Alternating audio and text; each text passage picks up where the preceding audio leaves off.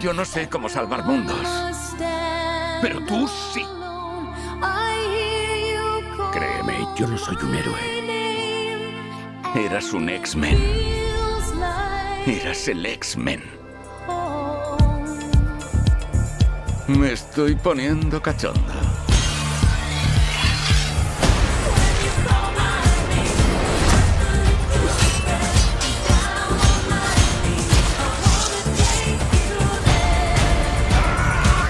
Los chicos son idiotas. Esto es lo que nos hace falta. Una buena escena de acción a cámara lenta. Nadie sabrá si sales vivo o no. ¡Vamos, hostia! ¡Vamos, hostia! I would like to, of course, I'm going to ask you about Cassandra Nova. We have only seen you in the trailer, but you look amazing. And I would like to ask you if you were familiar with the character in the comic books and how did you study her for your role? I was, yeah, I'm totally aware of her in the comic books. I remember this moment when I started looking into her character and I Googled her, as you would. And I mean, there's such an incredible sort of directory of all the Marvel characters in such detail on the internet, which is incredible.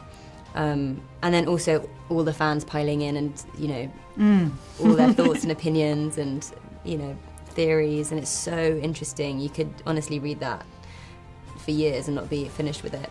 And so I found the comic she was in and then emailed Sean, our director, to say, do you think someone could get a hold of them for me? Because they're quite, I think I'm right in saying she's in quite a few, but quite sporadically.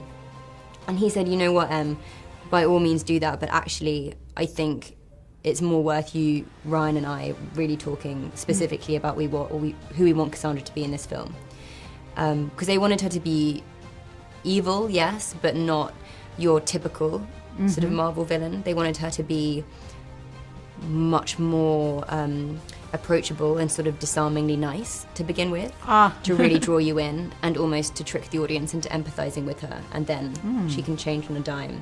And I really like that approach. So I sort of like did a lot of research around it and then sort of parked that and focused on the script. So when you play Lady G, you studied her mannerisms and the way she talks and so on. How did you study Cassandra's body language in the comic books?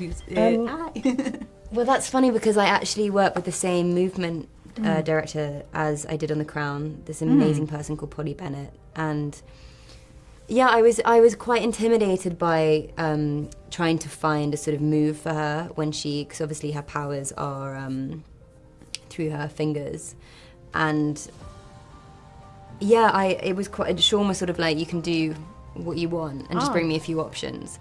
But obviously there are so many characters in very much a broad cinema and film and TV history who can, you know, have power through gesture. I mean, even like Eleven in Stranger Things, you know, and I was like, God, I can't do that. Like Polly and I were like researching it, exhausting that, and, you know, finding so many that were already taken. So it was quite hard. And then also finding the intention behind that movement was also really fun. Deadpool and Wolverine has a very distinctive humor, a meta humor. How is constructing a villain to make them intimidating, but keeping this humor of the comical tone of the film? I think Cassandra, I'm lucky because Cassandra's so weird.